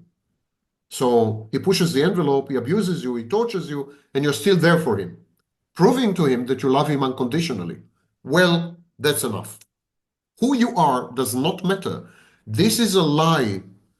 This is self-deception by the victims. They want to believe that they're special. They want to believe they've been chosen. The victims of narcissists are interchangeable. They're utterly disposable. The narcissist regards his intimate partner as a service provider. Why would you care about your service provider? If the internet is down, if the downtime is high, you move on to another service provider. It's as simple as that. And they're interchangeable. Can you recall your service provider 20 years ago? I can't. They're interchangeable. So, and victims can't countenance this. They cannot accept this, that they are nothing but commodities. They're off-the-shelf, commoditized units. They can't wrap their heads around this. So they keep inventing all kinds of stories which render them special and unique. It's a narcissistic defense. They're self-aggrandizing. This is the whole empath movement. Empath, super empath. There are gradations, a hierarchy of empaths. Sigma empaths can destroy narcissists. This empath, that empath, Hayoka empath, all kinds of nonsense that defies even superstitious belief, idiocy, reified. But it serves the purpose of making these people believe that they're special, unique, superior somehow. And this is narcissism. Narcissism is contagious. Live long enough with a narcissist, and you will discover that you have become one, like vampires, you know. That's very interesting. So you would see, you would imagine one or both partners in a relationship. The couple, you think of the couple from hell, right? The couple that you invite, that you invite over, and the night is a constant. It's a Listen, if I terrible bore. objectify you, constantly, Mm. if I dehumanize you constantly, if I humiliate you constantly, if I abuse you, put you down, underestimate you, like I'm doing in these interviews with you, yeah, repeatedly. So I'm joking. I know. So you're likely sooner or later to begin to react defensively. And the only defense is to say, I am not what you say I am. You say that I'm not special, I am special. You underestimate me, so I overestimate myself to compensate. You are telling me that, I'm not intelligent. I am super intelligent. You're telling me that I'm ugly, I'm drop dead gorgeous. You're becoming a narcissist as a defense against the relentless attack by the narcissist on you. That's exactly the process that gives rise to narcissism in early childhood. The child is told or led to believe behaviorally that it is worthless, inadequate, stupid, ugly, and so the child develops a false self. The false self is everything the child is not. The child is helpless. The false self is omnipotent. The child cannot predict the moves of the adults. This false self is omniscient. The child is told that it is unworthy and inadequate. The false self is perfect. So the false self is compensatory. It compensates a child. If I were to torture you and humiliate you and shame you and debase you and denigrate you repeatedly, chastise you and put you down and so on, ultimately you will react the same way this kind of child reacts. You will develop a compensatory structure. You will compensate for what I'm doing to you by exaggerating yourself, by going exactly the opposite way. If I take you to -50, you will take yourself to +50. When the reality is you're not -50 and you're not +50. You're in the middle. But there's no middle ground, because the only way to negate my negation of you is to really misperceive yourself, exaggerate yourself, aggrandize yourself. It's the only way. So your +50 and my -50 put together is like zero. It's okay. It stabilizes you. You don't almost feel like empathizing and pitying the person who's experienced it, because you would imagine there's some form of abuse at the center of the construction of this narcissistic persona. I wanted to ask you a little bit about you, right? Because when I go through the comments, people are very, very curious about Sam Vaknin. No, my private life is off limits. Not your private life. Don't worry, not your private life, but your journey. That's my private life. Your journey in the narcissism, right? The narcissism story, right? So that's still my life. you've been studying my private life is off limits. Okay, so here's the question. You can decide whether or not you want to answer it or not. Okay, what's the most surprising thing you've learned in your years of studying narcissism? What surprises you, or what has something surprises you recently? Because I know you're constantly studying and researching. Mm-hmm. That's a good question. I've never come across it before. What surprised me? I think my view of narcissism and the view of the profession is a lot more nuanced than it used to be 30 years ago, let alone 100 years ago. Yeah? Because narcissism has been studied since 1897. The first concept of narcissism was suggested not by Freud, but by Havelock Ellis. That was 1897, if I remember correctly. That's a long time. It's like 130 years. But in the last 30 years, there's been a gradual evolution of how we perceive narcissists, and it's a lot more nuanced. We began to realize, for example, that narcissists do possess empathy, albeit of a highly restricted and specific kind. We understood that narcissists are actually vulnerable and broken, and they're trying to compensate for it. It's all a show, spectacle. We began to grasp that the behaviors of narcissists, the traits of narcissists even, can be modified with the appropriate intimate partner. So we have studies that show that if you're the right partner for the narcissist becomes committed, invested, faithful to you, and stays with you for decades. The best possible partner, becomes the best possible partner. So we're beginning to understand that it is possible to provide the narcissist with an environment where the more problematic behaviors and traits would vanish. Now, we knew that because narcissists change dramatically in prison and in the military. They're not the same. We knew that. But there it was fear. We discovered that love can do the same. So we are beginning to humanize the narcissist. We begin to humanize narcissists, not in the sense that we forgive the narcissist or commend narcissism or justify it. No, it's not what I mean. But we are getting rid of the splitting defense of narcissists all black, we are all white, narcissists all demonic, and we are all good. We are getting rid of this nonsense, which is very typical of online reactions to narcissists. In the profession, the view is much, much more gray, much more integrated, much more nuanced. We were like a baby. You know, babies initially, mother is all good, I'm all bad. And then mother is half bad and half good. And then mother is sometimes bad and sometimes good. So it's same with the narcissist. We started off by saying narcissist is all bad. And then we proceeded and said, well, narcissist is all bad, but, and now we are saying there's no such thing as bad or good. Narcissists are highly complex creatures with one of the worst mental illnesses known to humanity.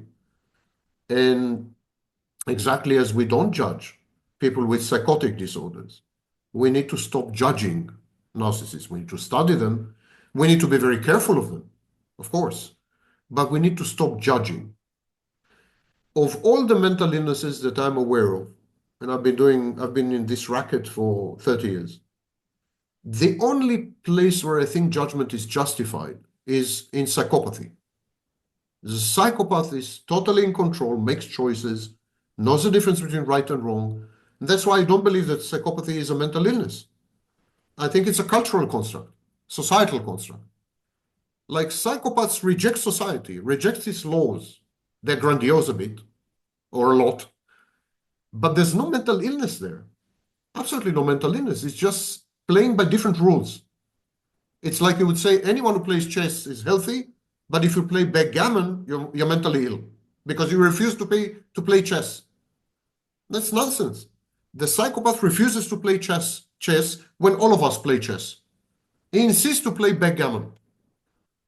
And that is socially problematic, and it's, I agree, it creates massive issues and hurts people badly, and I agree with all that, but I fail to see the mental illness in this.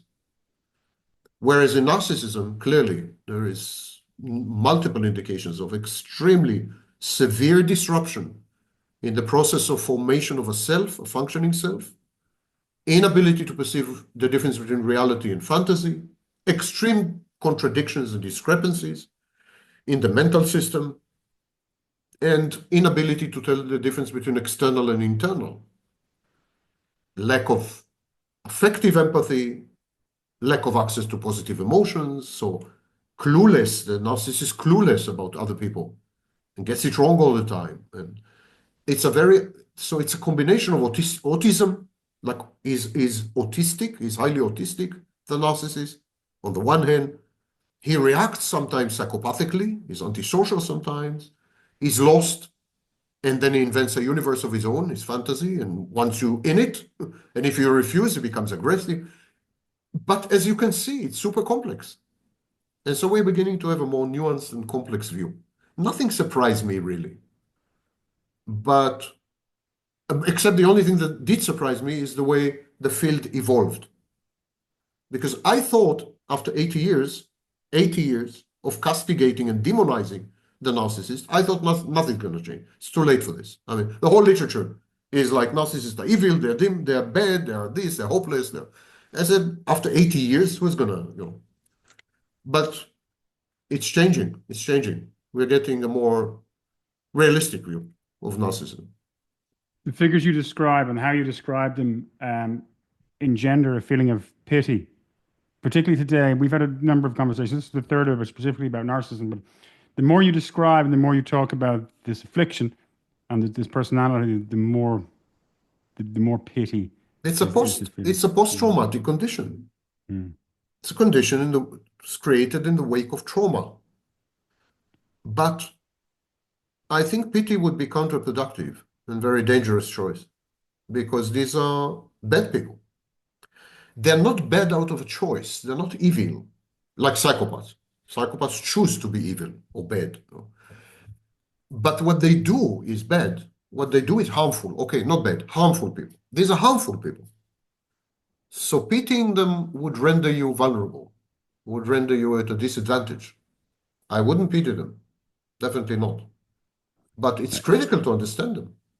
And definitely not to judge. There's no question of judgment. Defend yourself, protect yourself, keep your distance and everything. But there's no need to add to their suffering because they are suffering. There's no need to add to their suffering by demonizing them and chastising them, castigating them. And I mean, we don't do this to autistic people. We don't do this to schizophrenics. We don't do this. Why? Why did we isolate the narcissist, choose the narcissist, only the narcissist? We don't even do that to psychopaths, honestly. You don't have like a online movement against psychopaths saying psychopaths are demonic, and you don't have this. The psychopaths are much more dangerous than narcissists and inflict much more damage on people than narcissists. That narcissists have been isolated, and I think narcissists have been isolated because we are all, to some extent, narcissistic. And there is something in psychology called reaction formation. Reaction formation is, for example, when you're a latent homosexual and you're ashamed of it. You're ashamed of the fact. You reject the fact that you're actually attracted, you're gay, attracted to. So what you would do, you would become homophobic. You begin to attack homosexuals. You begin to execute homosexuals. You will begin to, and that's where you would prove to yourself and to everyone around you that you're absolutely not homosexual and you could never ever be homosexual. I think that's what's happening with narcissists. Everyone is a bit narcissistic. Everyone. And we're ashamed of it. And we reject this part in us. And so reaction formation, we become anti-narcissist. The more anti-narcissist you are, the less I can accuse you of being narcissistic. Your credentials are burnished. I am a narcissist hunter. I'm a narcissist slayer. How could you call me a narcissist? What's your, it would be remiss of me not asking before we finish up about the country of your birth. Since we last spoke, it has gone through a number of, what's your perspective right now? What's happening right now when you sit back and look at it? How do you feel? Are we approaching an end game? What's your perspective? Wars end in one or two situations. The parties are exhausted and depleted. They don't have resources to draw on. So the war ends. And that's been the case, for example, in 1918 with Germany. Or wars end when goals have been accomplished. They set out goals, and that's been the case in May 1945 with Nazi Germany. In Israel, the situation, or more precisely in the region, that's Israel, Lebanon, Syria, Egypt, Gaza, West Bank, Jordan, the situation right now is that Israel is exhausted, but not depleted. Hezbollah is exhausted and depleted. Hamas is non-existent and depleted. It's no longer, it's in disarray. It's no longer a fighting force. It's like, sporadic guerrilla warfare here, there, pockets here, there. Tries to reorganize itself, but fails because Israel keeps attacking. So we have three parties who are exhausted and two parties who are also depleted. That's bad news. It means the war will erupt again soon. Only when Israel considers itself depleted as well as exhausted, the war will end.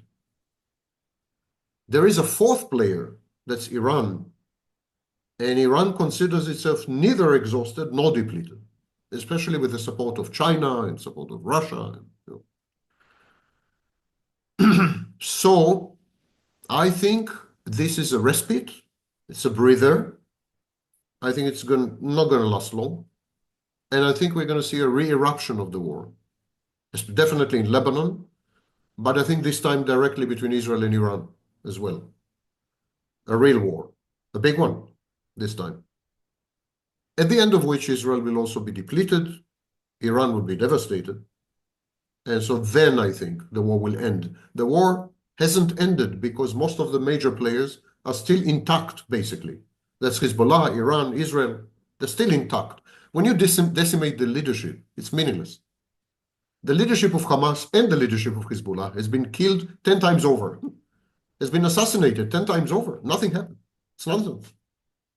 So I think there's a lot of fighting will and fighting power left among the contestants, and it's far from any meaningful resolution.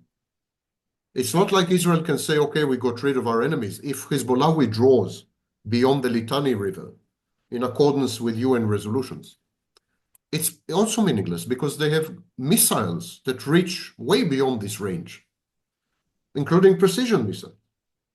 And they can move their soldiers back to the border in a matter of hours, like 2-3 hours. It's a tiny country. And all the soldiers of Hezbollah, all literally, come from South Lebanon. They're civilians. They're civilians who double as militants. Exactly like Israel, by the way. Israel's army is civilians who double as fighters. There's a tiny core of standing army, and the vast majority of the soldiers are civilians. So these are nations fighting each other. These are not armies. These are civilians fighting each other. That's what the world refuses to or cannot understand. The Israeli army is a civilian army of civilians. The Hezbollah is army of civilians, and Hamas is army of civilians. These are civilians populations assassinating and mutilating and decimating each other. One of them has an air force, and that's the only difference. And so when civilian populations clash, civil wars in effect, when civilian populations clash, these wars last many, many, many years. 30 years in Europe, 100 years in Europe, and minimum 5 years, like in the Civil War in the United States, 4 years and 5 years in Europe, 6 years. So when civilians get involved, it's a much longer business. I foresee another round of war between Israel and Hezbollah, and a new war between Israel and Iran, this time like ongoing war, not like exchanges of missiles. And I have no idea what will happen in Gaza. Gaza is a very difficult conundrum for Israel, first and foremost. Because if Israel withdraws from Gaza, Hamas will reconstitute, there's no question about it, because it's the civilian population, that's the issue. You can't kill all the civilian population. So it's a question of time until Hamas reconstitutes. And if Israel is busy in the northern front with powerful enemies, with Iran, Hezbollah, and so on, Hamas has every incentive to try again. Because what do they have to lose? Gaza Strip is no longer. It's finished. Infrastructure, buildings, population, everything is. So they have nothing to lose. Never bring your enemy to a situation where they have nothing to lose. Never. And Native Americans used to say that if you surround your enemy 3 ways. Leave the fourth corner open for retreat. The Israelis left Hamas no option. So they've got nothing to lose. It's a suicide mission either way. If they stay put, they will die. If they fight back, they will die. So they have every incentive to try again. And if Israel engages, for example, next 6 months, next year, in warfare with Hezbollah and Iran, Israel will be a much weaker player, much more enfeebled. Its economy is beginning to crumble. Its military is tired and exhausted. These are all civilians. its its civilian population is under constant threat and barrages of rockets, 250 2 days ago, a few days ago. There's a limit. Israel is even more tiny than, it's a postage stamp. So Hamas may be even more successful next time around than on October 7th. The borders of Israel cannot be defended forever. And it leads to the core issue, and with that I will finish this long answer. It leads to the core issue, which I've discussed with you. There is a fundamental incompatibility between the national goals of the nations or the civilians or whatever, the groups there. The Palestinians want their land back, and that means the abolition of the state of Israel. And a demand for most Israelis to re-immigrate, to go back to where they came from. Even those born in Israel, they were born to immigrants. So it's exactly like Donald Trump's deportation of millions of immigrants. That's what the Palestinians want to do. They want to deport about 85% of the population of Israel. They want to take over the lands which used to be theirs. And that's the end of the state of Israel. The state of Israel, on the other hand, refuses to go extinct for some reason. And so the only solution is ethnic cleansing. Not necessarily genocide. Genocide is great for virtue signaling and also. There's no genocide taking place, but there's definitely ethnic cleansing taking place. So the only solution. One of these parties needs to eradicate the other, remove them decisively from their lands so that they never ever dream of coming again. And ultimately, that's what's going to happen. Either the Arabs, the Palestinians, will get rid of the Israelis, or the Israelis will get rid of the Palestinians. There is no middle ground. There's no solution. It's all pipe dreams and nonsense. The two-state solution is not implementable. Just look at the map. The one-state solution is another way to render Israel extinct. So there is no solution. The only solution is to get one of the parties should get rid of the other. Because they're competing for the same piece of land. It's that simple. It's the same resource. Now, we have many precedents in the past where ethnic cleansing has been the solution. For example, India and Pakistan. For example, Greece and Bulgaria. For example, Czech Republic and Germany, where millions of people have been expelled, simply expelled. And the situation has been stable ever since between India and Pakistan, more or less. Definitely between Greece and Bulgaria. Definitely between Greece and Turkey. Definitely between Czech Republic and Germany. The situation is stable. No one is saying we should reclaim the Czech Republic because 3 million Germans used to live in the Sudeten, No one is saying, we should invade Greece because 3 million Bulgarians used to live in Greece. No one is saying half of India or 1/3 of India used to be Muslim, so we should invade India and take over, or vice versa. We should eradicate Pakistan because it used to be India. No one is saying this anymore. People accepted the exchanges of population or the expulsion of population, or in extreme cases, the murder of population. So ethnic cleansing is the only solution, unfortunately. Can it be implemented in the current international environment with international law? It's not the same situation as in 1940s or 1960s. I don't know. But any other solution that is proposed is counterfactual, nonsensical, and a prime example of confusing reality with fantasy. Prime example. So sooner or later, the Palestinians will have to go, or the Israelis will have to go, because Israel is an air force, the support of the United States, and a lot of anger and fear, existential fear and rage. I wouldn't place my money on the Palestinians in the short term. I think ethnic cleansing is much more likely the other direction.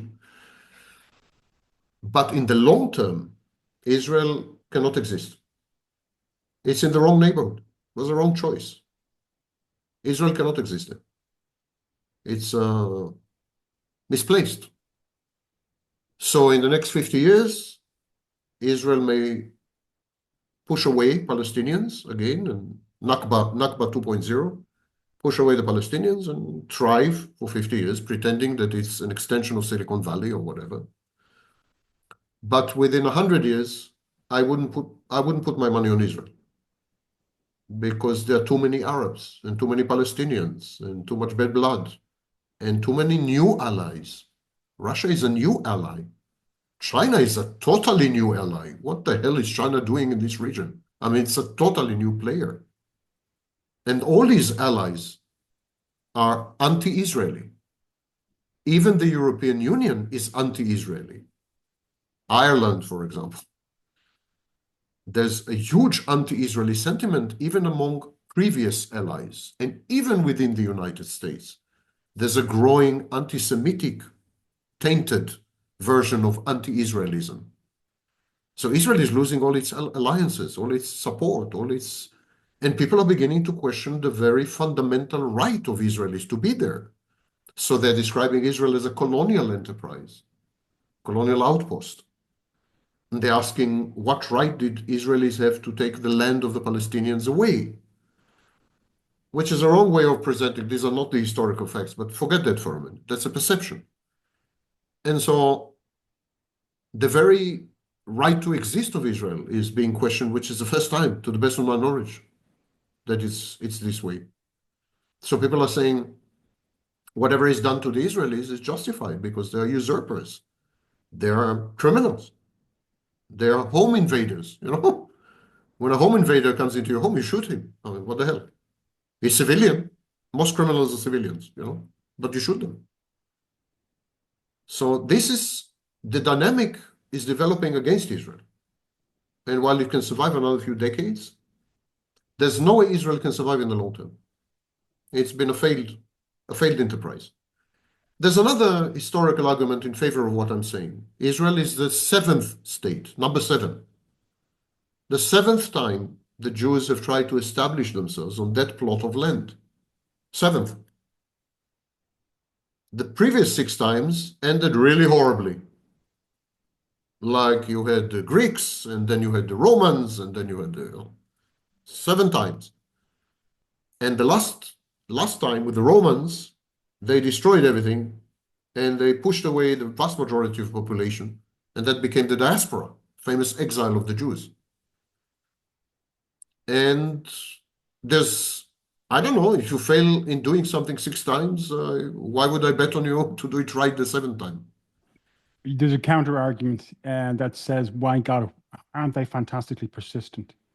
Doesn't this the persistence argument, this absolute fundamental determination to get the land of our forefathers. The problem is, and you described it as the neighborhood from hell, right? Essentially, how can you're talking about it's almost like the myth of Sisyphus. Remember, Sisyphus had to push the rock up the mount forever, and it's this interminable. Yes. And the dynamics of what's happening in Israel today are a replica, clone of the dynamics of the previous 6 states. For example, the emergence of hyper-nationalistic religious zealots. That happened in all previous 7 cases. You can read about it in the New Testament, where Jesus was actually surrounded by a few religious zealots, hyper-nationalistic. They wanted him to become king of the Jews and get rid of the Romans, you know. So we had all these dynamics before, and they keep repeating themselves and replicating themselves. But this time around, the situation looks more dire, in my view. Because in all 6 previous cases, the Jews succeeded to secure an alliance with a major power. So, for example, the Jews allied themselves, Rome against Greece, and so on. And now we have the United States. But the signs are not good. The United States, for example, is becoming isolationist, more isolationist. There are definitely powerful voices in the United States on the right and on the left, not only on the left, who being anti-Semitic, considered the Jews as the true masters of the United States and resent this. The Jews manipulate the United States somehow and so on. So anti-Semitism is a new thing. There was no anti-Semitism until the diaspora. In Rome, for example, in the empire, there was no anti-Semitism. Anti-Semitism is an invention of the more or less 18th, 19th century. It's a new thing.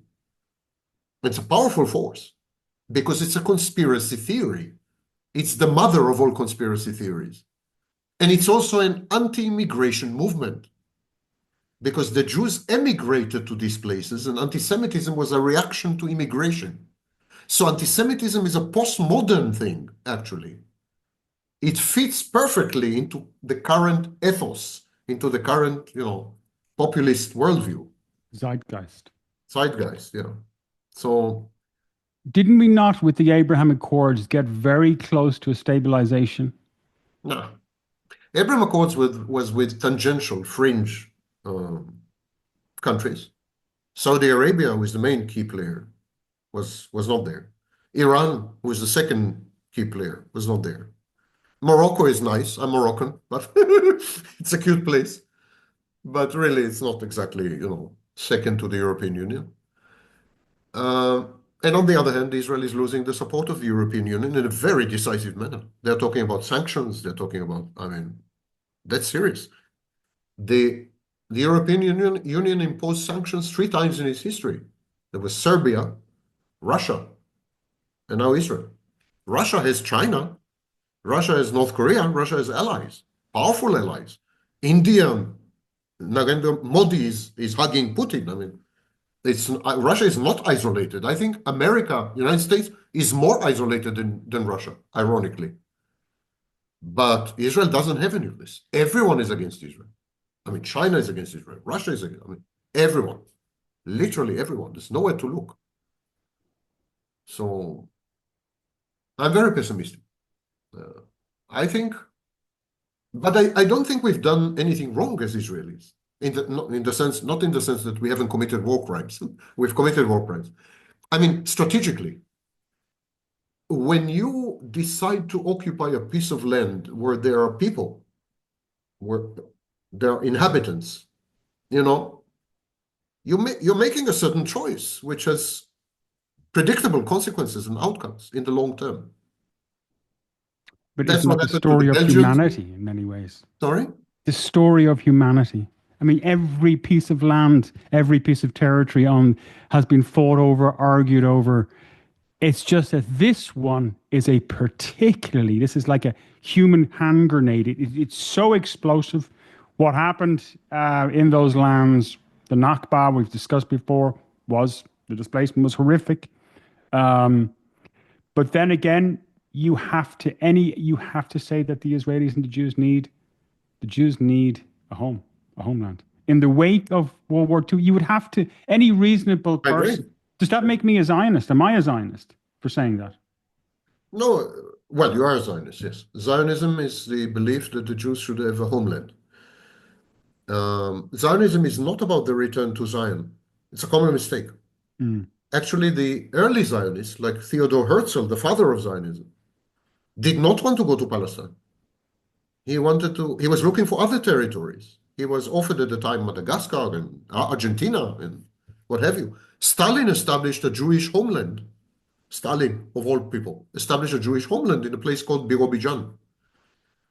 So the early Zionists, who were Western Europeans, considered Palestine a shithole and absolutely did not want to go there after having lived in Vienna and Paris, It was when the Eastern Zionists, the East European Zionists, Ostjuden Zionists, took over the Zionist movement and deposed of the Western Europeans, only then Palestine emerged as the preferred solution.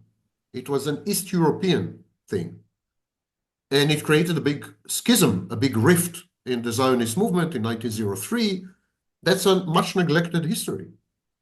Hitler himself, the Nazi regime, until at least June 1941, considered the solution to the Jewish problem a Jewish homeland in Europe. Himmler traveled to Poland and came up with a plan known as the Lublin Plan to allocate a portion of Poland to the Jews, because there were so many Jews there anyhow, to allocate a portion of Poland and to declare it an independent state, admittedly as an interim measure, to then transfer all the Jews to Africa. I think his idea was Madagascar, I'm not quite sure. Someplace in Africa. So the Nazis themselves toyed with the idea of a homeland. It's just when they've invaded Russia and suddenly found themselves with another 3 million Jews that they said enough is enough. There's no solution to this, and we need to exterminate them. And then in the Wannsee conference, they came up with the Endlösung, the Judenfrage. The final solution, yeah. Final solution. So even the Nazis considered a homeland as a solution. Long time. That was the official policy for a long time. Actually, the Nazis collaborated with Jews who wanted to emigrate to Palestine. They worked together with the Zionists to facilitate emigration to Palestine. They wanted to get rid of the Jews in Europe. Extermination was an afterthought, a second, like we failed in everything else. I mean, because when Jews started to emigrate to Palestine, the British made a stop to it. I mean, the British halted the migration. And then the Nazis said, bloody hell, no one wants these people. They approached the Americans. Americans said, no way. This will provoke anti-Semitism. No way. No one wanted the Jews. And so the Nazis says, we're not going to get stuck with 10 million Jews. I mean, that'll be the joke of the century. Like, our main platform is to get rid of the Jews, and now we're going to be the largest Jewish denomination in the universe. I mean, no way. So, unfortunately, the only way is to kill them. And at the beginning, there was a lot of resistance and it wasn't a smooth process, as if, Hitler was crazy, he wanted to kill the Jews. No way, that's not true. It's a wrong representation of history. But the truth is, no one wants the Jews. No one has ever wanted the Jews. The Jews were imposed on people by the Romans in the 1st century AD. And ever since then, this created a lot of friction and conflict all over Europe all the time. Pogroms and ghettos, and a million solutions have been tried somehow to isolate them, to integrate them, nothing worked. There was a very long period there was a movement known as the assimilation. So Jews assimilated. They became Germans with a Mosaic faith. Kind of French with a Mosaic faith. It didn't work either because the population resented them.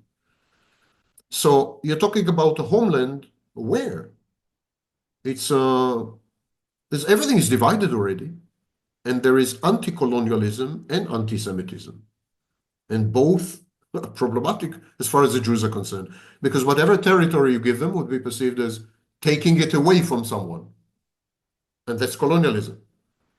And they're hated. And they're hated in places where there are no Jews. For example, one of the major anti-Semitic movements in the world is in bloody China, where last time I counted, there were 100 Jews. And it's a bastion of anti-Semitism.